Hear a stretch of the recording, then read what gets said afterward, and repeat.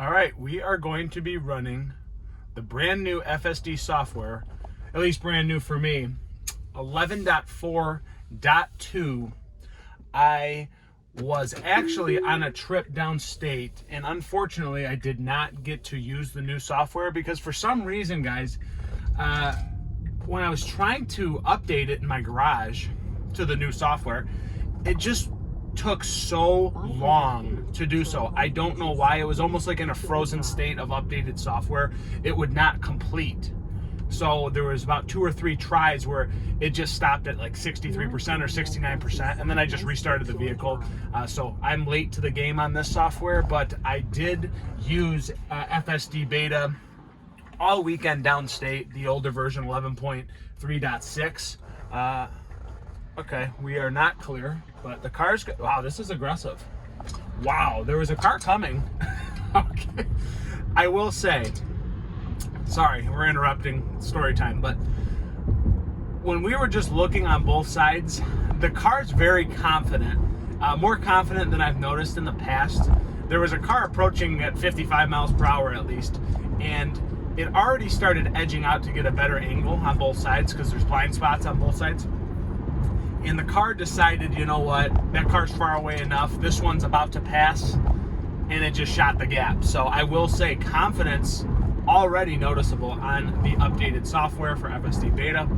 Very impressive, actually. So I will say that. But again, on my trip downstate, 11.3.6, I had like one intervention that was non-critical. It was because it kind of was phantom braking on a decision where to go straight on the highway or make a right and get off, and it kind of just hesitated. And so for obvious reasons, for safety, I just disengaged.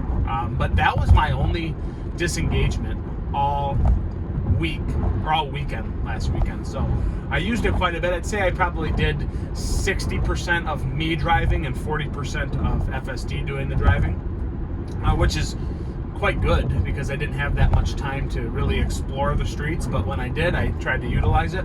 And now the common issue I have is this passing lane up here. Will it still take the passing lane when it's not necessary? And it is. It's not a critical intervention to stop this, but it's not necessary to pick the lane it just did, because this is a passing lane in this country highway. When people make lefts, you can pass them so you don't slow traffic behind you. Now, it just took it, which is fine, and it did not hesitate. It used to hesitate and actually brake a little bit.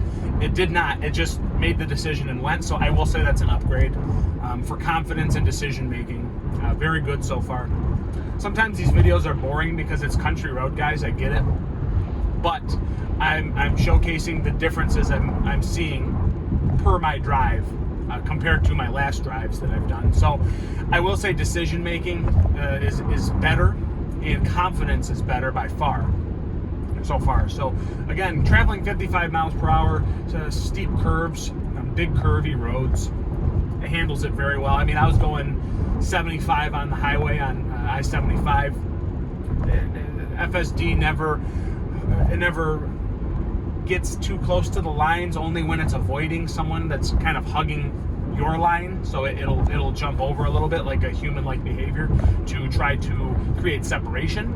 So I'd say that lane keeping is unbelievably good, better than humans, because guess what? Humans text, humans drink, humans are distracted. FSD is never distracted. It's never distracted. It sees the roads, and it makes decisions at full capacity and full attention. So I'm on my way to the gym this morning, which is rare these days. I don't get many opportunities to go. But I thought that I would share my experiences with you guys. Again, it's smooth, it's fluid, decision making's better. Seems aggressive even though I have it on the standard setting. But we'll see up here. I know that sometimes the lines up here create issues with the car because the lines kind of jar out to the right, and that's where, again, people can pass you behind you in a passing lane, and you wouldn't really want to clog that passing lane up when making a left. You want to stay in your left section, but it's hard because FSD Beta reads the lines, and as they separate and go wider apart, it wants to stay in the middle somewhere, whereas a normal human driver would just stay to the left side of the lane, the left line. It's just one of those things you don't see every day. Country roads are weird. You wouldn't probably see this in a city scenario, but it is what it is. So car pulling out in front of me, and boom, FSD Beta reads it immediately, slows down. Very good, human-like.